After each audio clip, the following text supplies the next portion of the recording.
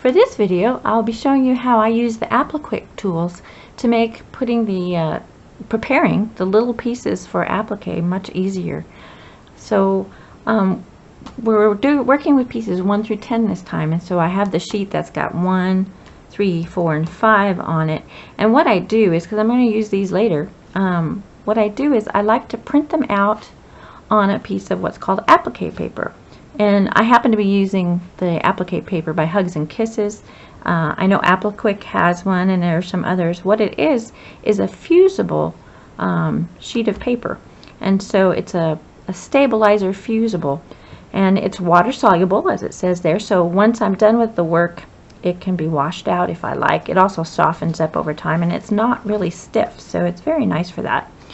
Now the paper comes with a shiny side and a dull side, just like we had with the freezer paper. Let me see if I can pull a piece out here for you and you can see.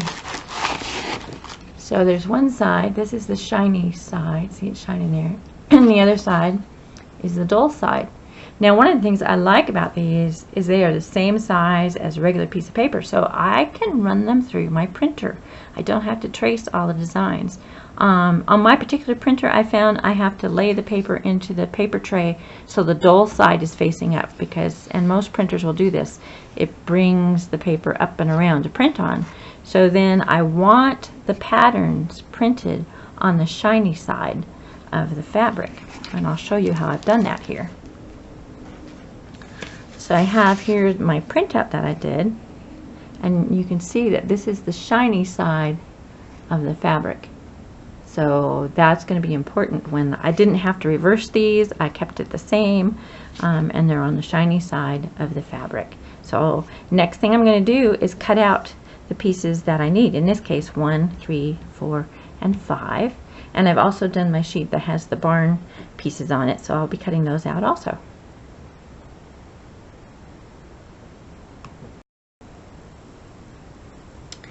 Now as I get ready to prepare this piece, one of the things that's going to help is, if you notice, we've got some rather curvy curves here. So I'm going to take my scissors and just kind of clip into those corners just to give it a little help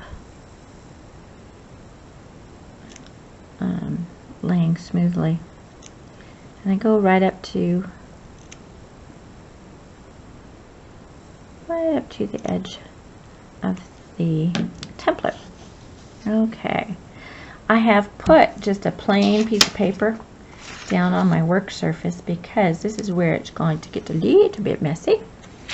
And now I get to show you these Apliquick tools. There are 2 of them that come in the package, and this one has a forked end on one end and a pointy edge on the other, and I'll show you how that comes in handy. The other tool has got kind of a bevel, see if you can see it here,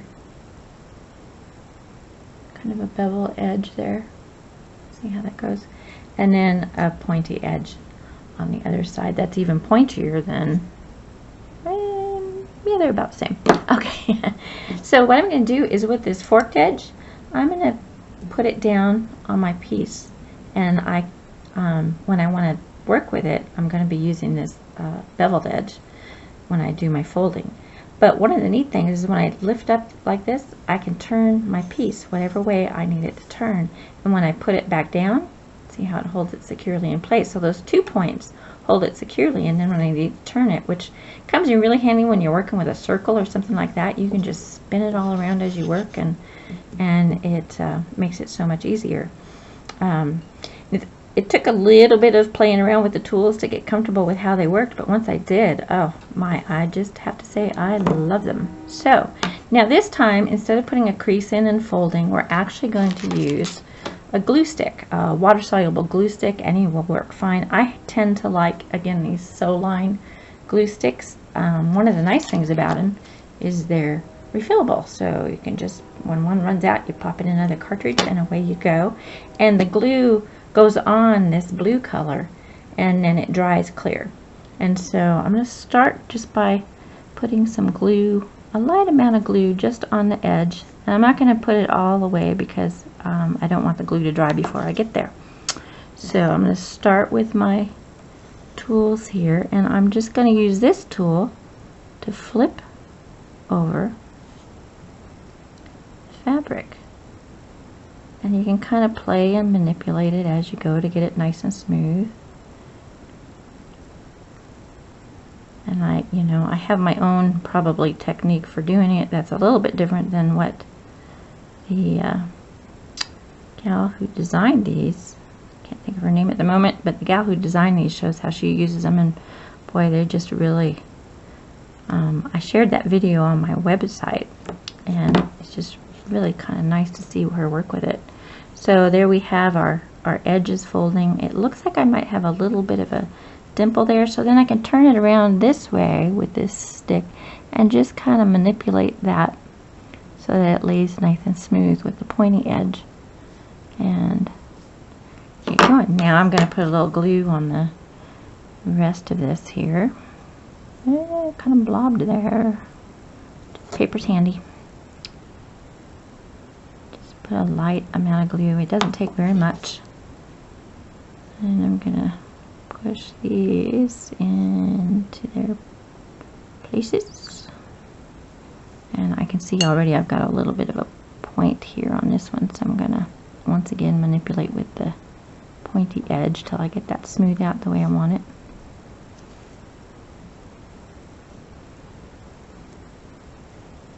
But I fell in love with these tools for making turned edge just a really easy process, and ending up with some pretty nice results. Again, it's something that takes a little bit of practice to get used to how the tools work and the feel of them in your hands, but eventually they just become like an extension of your fingers and works really well. So there I have my piece will be ready to lay in place, my piece number 1.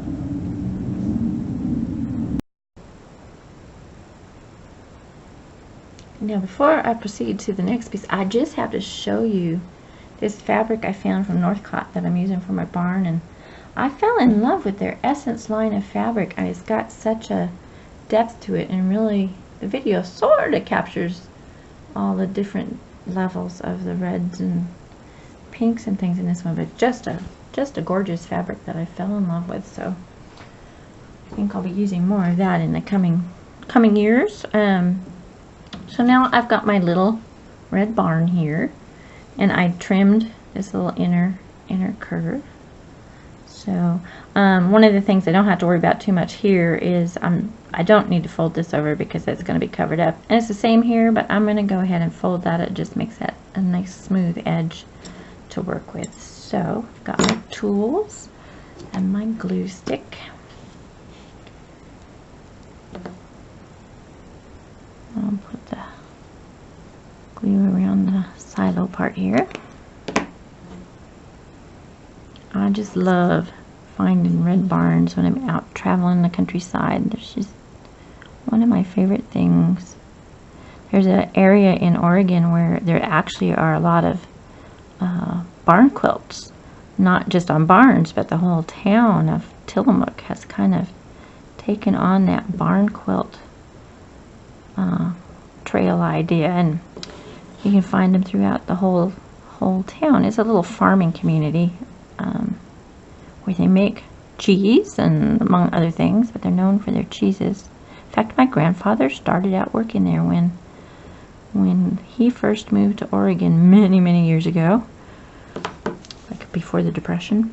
Yeah, okay, so I've got my silo, and again, I'm not worried about that top part because it's going to be covered up. Okay, so move on to the next part.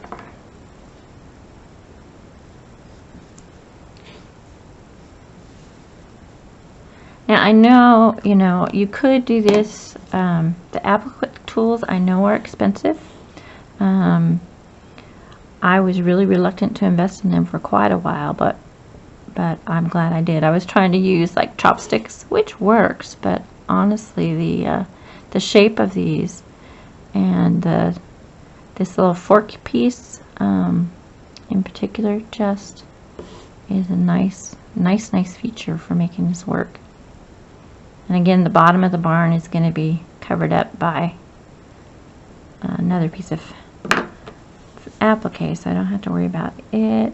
I basically, this part I want to have nice and smooth is right across here, because the roof is going to be covering this part up. And this edge here is looking pretty good, so I have my barn ready to go. Then I'm going to move on to my little roof piece, number 7 here.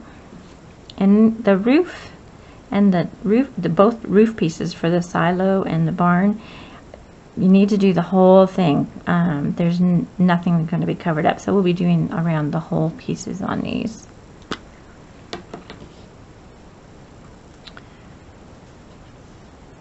Some glue down, and I'm going to have to trim that curve. I haven't done that yet, but while my glue is still sticky, we're going to get started on this part here.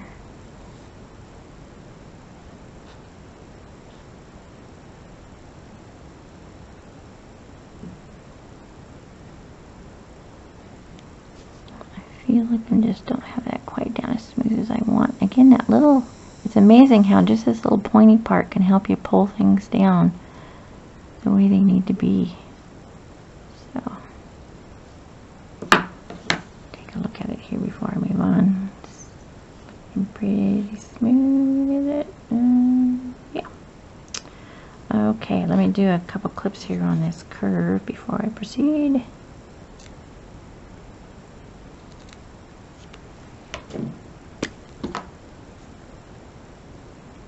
Now, I really have not been doing applique very long. I've done a lot of machine applique, but doing it by hand is something fairly new for me. So, just been kind of learning the process and enjoying the process. I've got a nice little point here I need to try to play with, and I actually think I'm going to trim a little bit more off this point here, so I can get it to fold in there nicely. Come up around.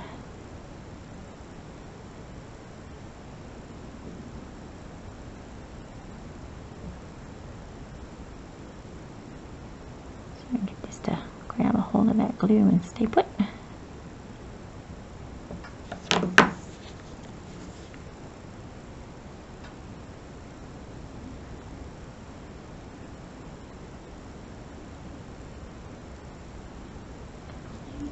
There, I need to fold up.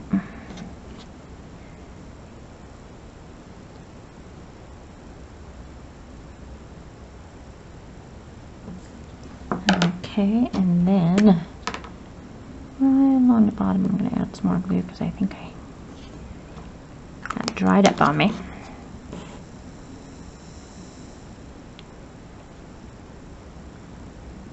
Fold these corners up.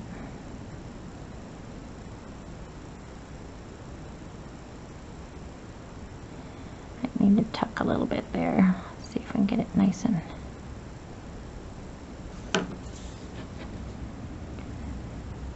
again, when I actually go to put this in place, I still can do a little bit of manipulating too. So, but I have my roof piece that's gonna set on our barn here.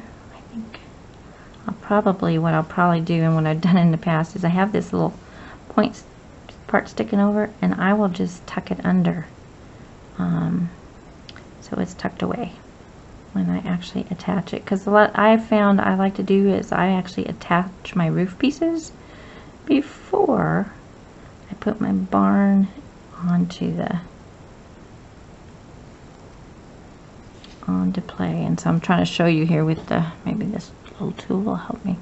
I'm trying to show you how I will fold it under. And it also gives it a little extra depth there because you see that barn folded over the roof folded over the barn rather. Okay, now we're going to come and do our number 8 piece. And this is the last piece we need to do this week to get ready for our applique.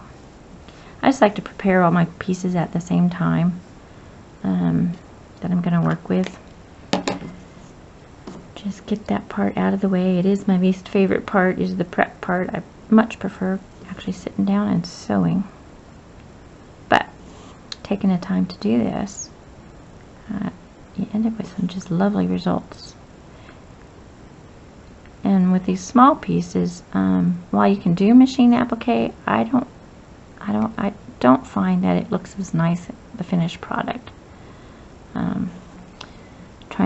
Trying to hold it down with a very tiny stitch, which I know a lot of people do, but I just have found that I like this better. And I also found sitting down in the evening with some handwork to do is a nice relaxing way to finish my day.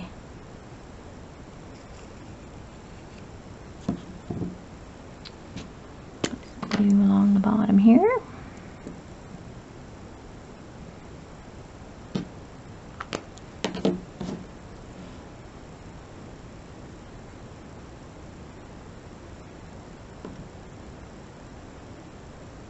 These thick corners sometimes still give me a little bit of an issue trying to fold them up.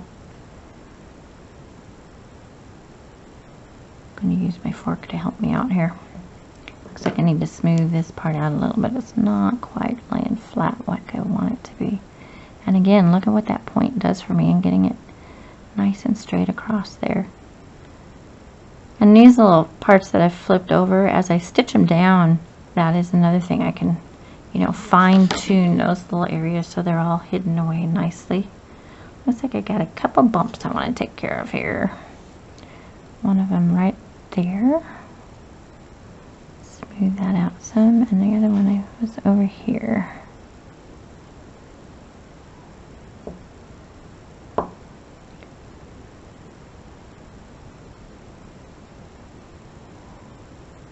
Feels like my glue maybe has dried.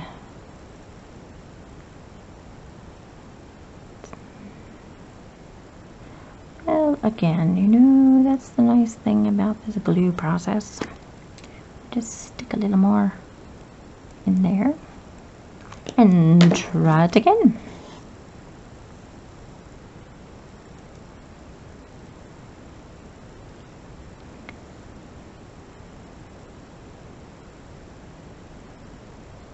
Like I said, this little corner that wants to flip out, I'm going to tuck it under when I sew, so it's not going to be an issue.